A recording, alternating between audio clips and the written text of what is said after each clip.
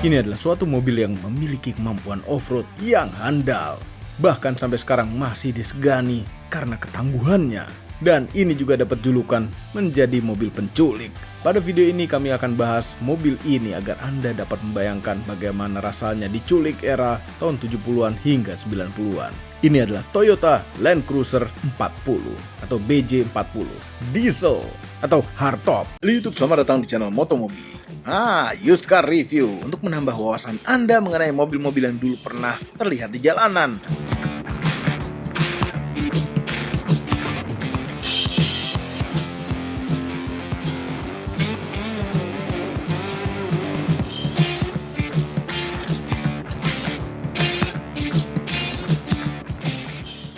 Toyota Land Cruiser. Kami sudah beberapa kali membahas sejarah tentang Land Cruiser, tapi ini mulai tahun 50-an karena saat itu adanya perang di Korea. Pada awal 50-an, saat itu Toyota ditugaskan untuk menciptakan kendaraan perang macam Jeep. Prototipe mobil perang tersebut dirancang pada Januari 1951 dan mulai diproduksi massal untuk kepentingan perang pada tahun 1953 dengan nama resmi Toyota Jeep BJ. Masih meminjam nama Jeep. Heran. Kemudian tahun 1955 muncul generasi kedua dari kendaraan ini yang lebih ditujukan untuk penggunaan sipil dengan nama Toyota Land Cruiser seri 20 dan seri 30.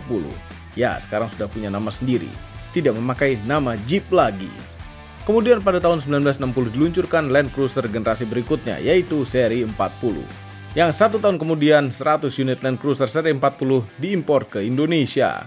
Konon katanya 100 unit Land Cruiser ini adalah mobil merek Jepang pertama yang diimpor ke Indonesia. Namun 100 unit tersebut diimpor untuk dijadikan mobil dinas beberapa instansi pemerintah, tidak dijual untuk umum. Masyarakat Indonesia baru bisa membeli Land Cruiser pada tahun 1971 setelah ATPM Toyota mulai terbentuk. Terdapat varian atap keras atau hardtop dan varian yang menggunakan atap kanvas atau softtop. Namun yang varian hardtop lebih laku, sehingga orang Indonesia lebih sering menyebut mobil ini dengan julukan Toyota Hardtop. Dan yang atapnya kanvas disebut dengan hardtop softtop. Jadi ada dua atap sekaligus. Sangat aneh sekali julukannya. Tahun 1975 ATPM memberi mesin yang lebih besar lagi untuk mobil ini, yaitu mesin 4200 cc untuk menggantikan mesin bensin 3900 cc yang digunakan sebelumnya. Kemudian tahun 1982 diperkenalkan varian mesin diesel 3000 cc. Kode sasis untuk versi diesel ini adalah BJ40, berbeda dengan versi bensin dengan kode FJ40. Yang mesin diesel ini populasinya cukup langka karena tahun 1985 penjualan Land Cruiser 40 dihentikan, sehingga mesin diesel ini hanya diproduksi selama 4 tahun saja. Sebenarnya ada juga versi lain dari Land Cruiser yang memiliki wheelbase lebih panjang, namun di Indonesia populasinya sangat tidak banyak karena tidak dijual untuk umum, mayoritas dijadikan kendaraan dinas instansi pemerintah. Setelah berakhir seri 40, keturunan Land Cruiser jadi bercabang-cabang.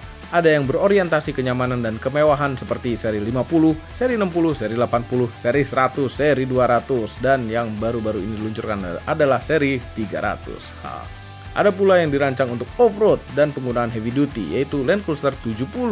Tampangnya tidak berubah sejak tahun 1984 dan masih dijual sampai saat ini, namun tidak dijual resmi di Indonesia. Ada pula yang berorientasi kenyamanan namun ukurannya agak kecil, yaitu Land Cruiser Prado seri 90, seri 120, dan seri 150.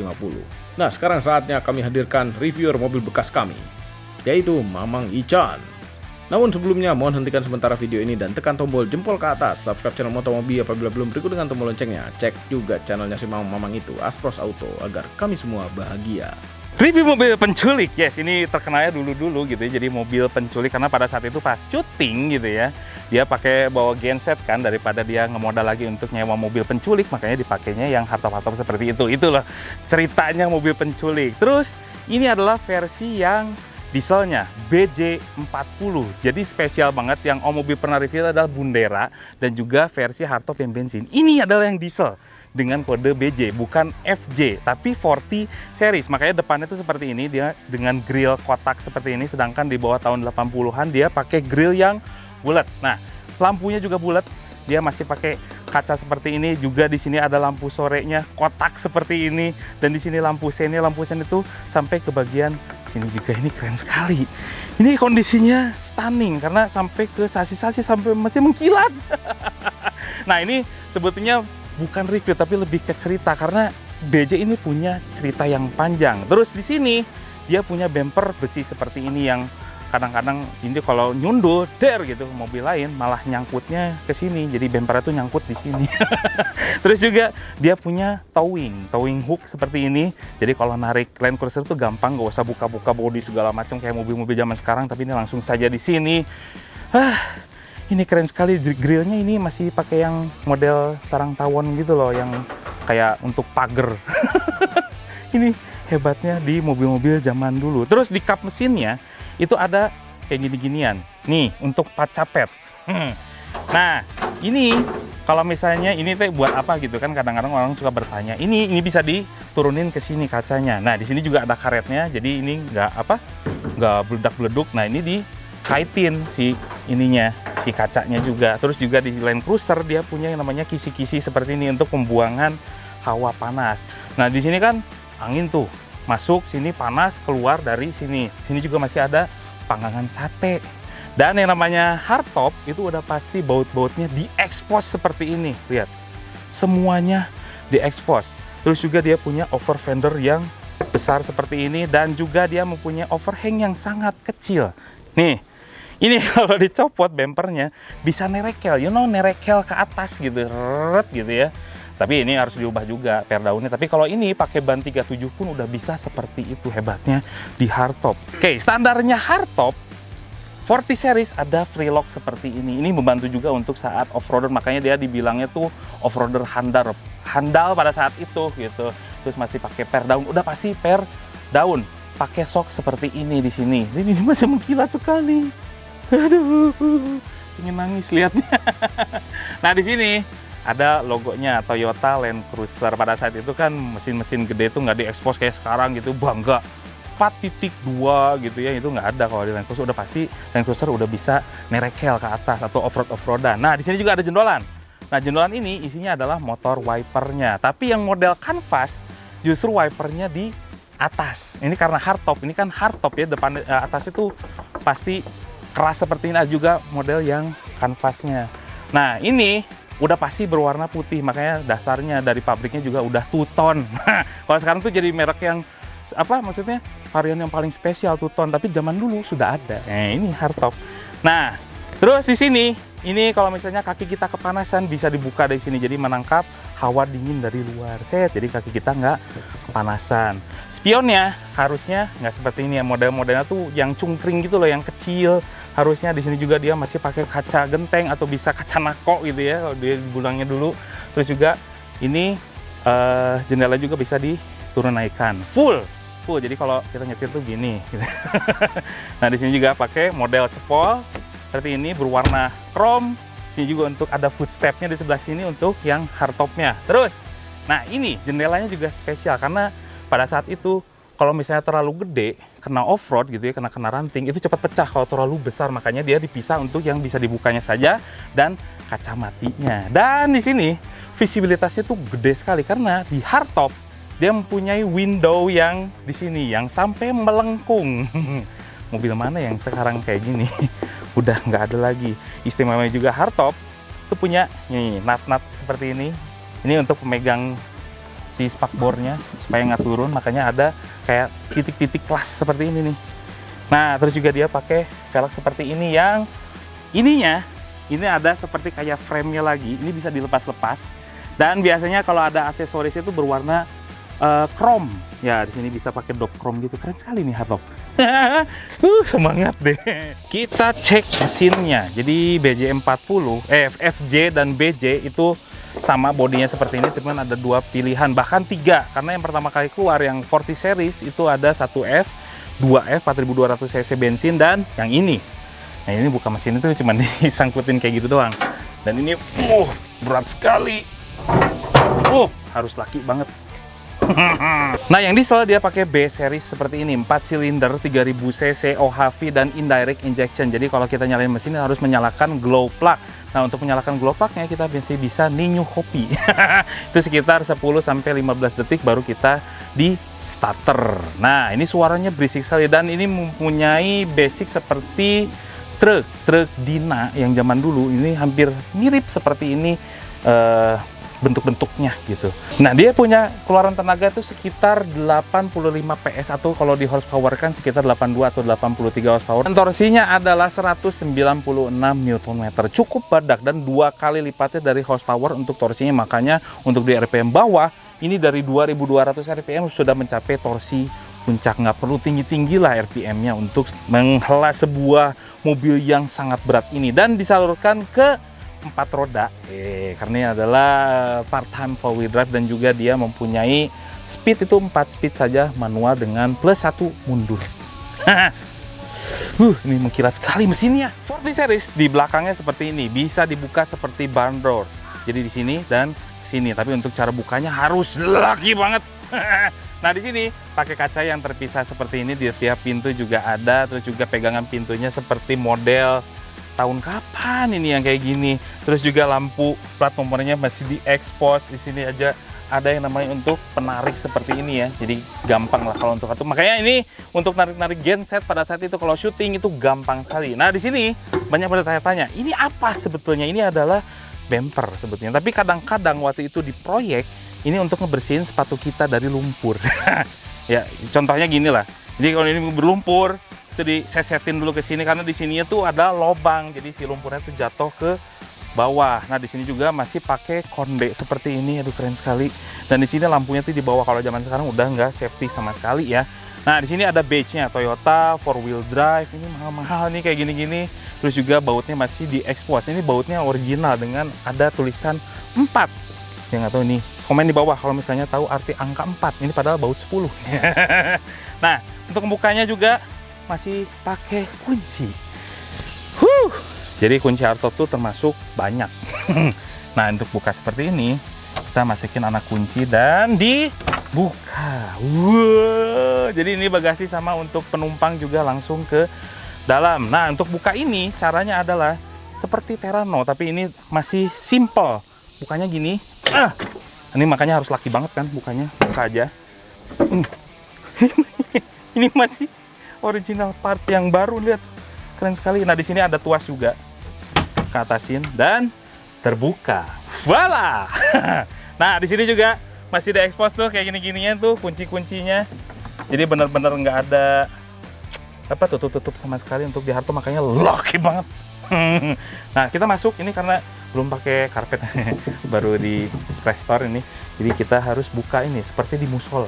Sayang banget, mobil mahal. Hap.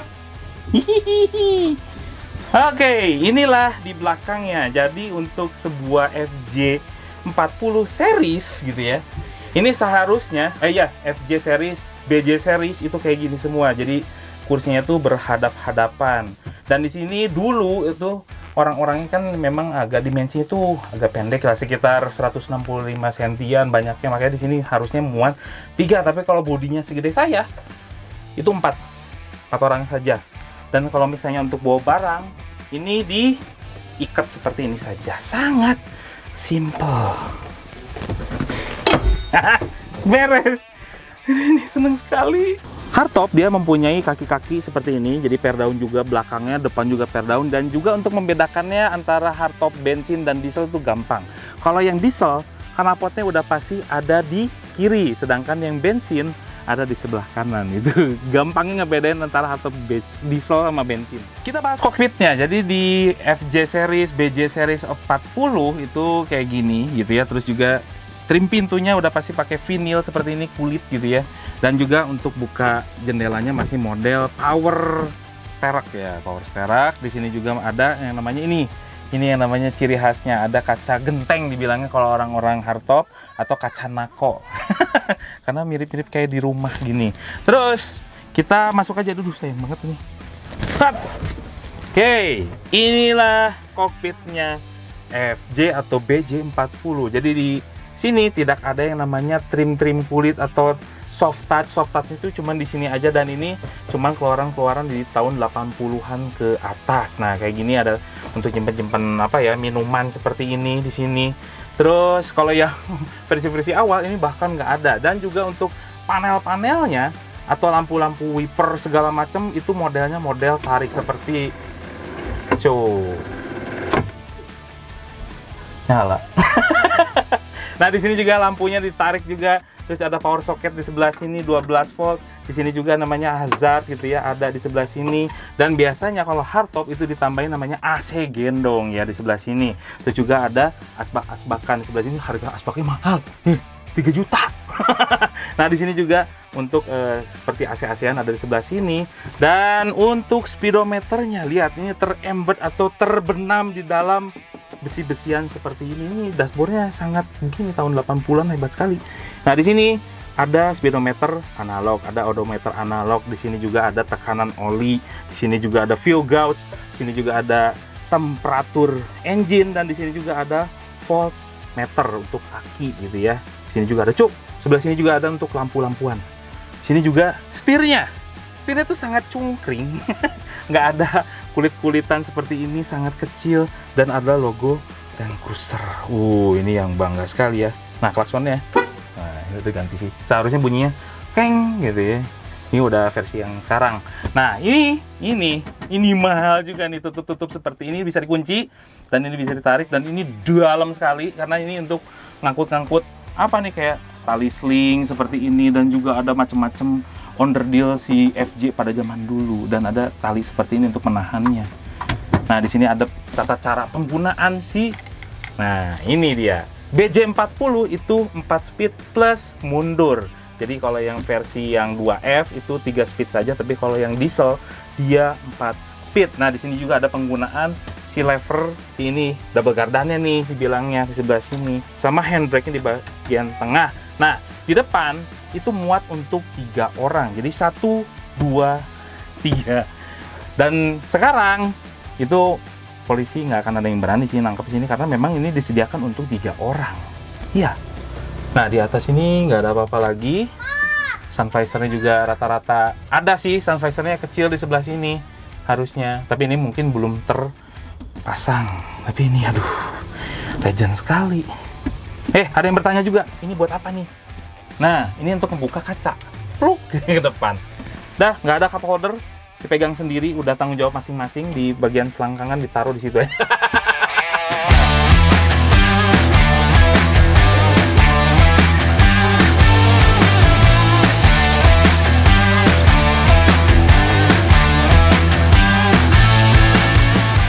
Sambil mencoba yang namanya BJ40 nih di habitat-habitat yang agak-agak nanjak, ini memang cocok sekali, yes.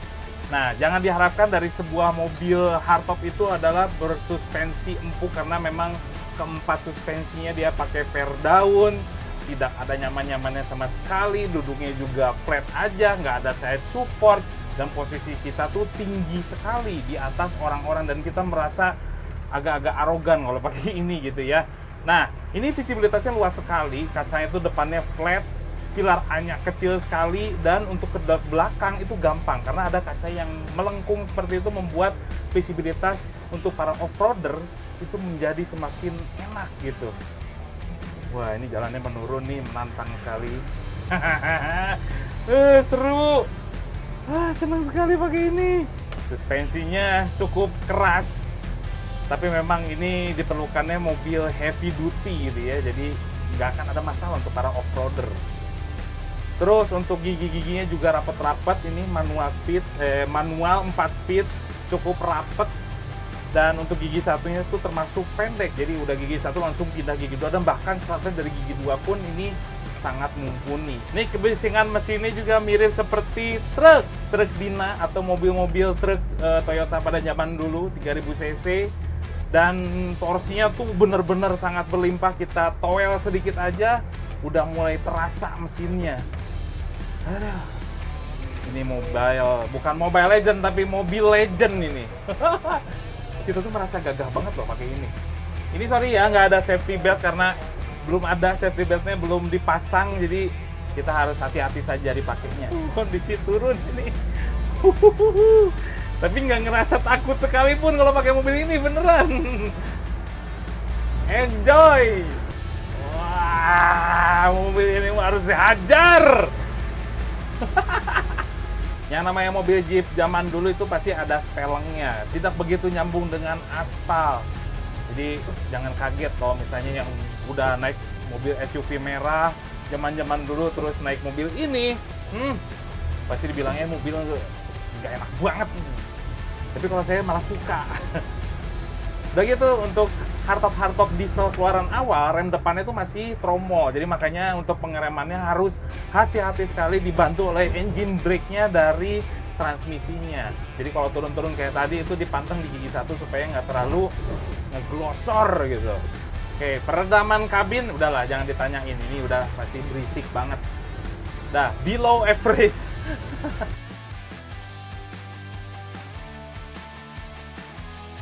Jadi kalau dipikir-pikir, Land Cruiser seperti ini, kalau udah jadi seperti ini tongkrongannya belum tergantung dari, belum terbentuk secara full spec, ya sayang banget untuk dipakai sehari-hari. Apalagi sebetulnya ini bisa aja dipakai sehari-hari, enak-enak aja gitu untuk sebuah mobil Jeep. Tapi ya tergolongnya sayang karena ini mobilnya mahal sekarang, ya hampir setengah M.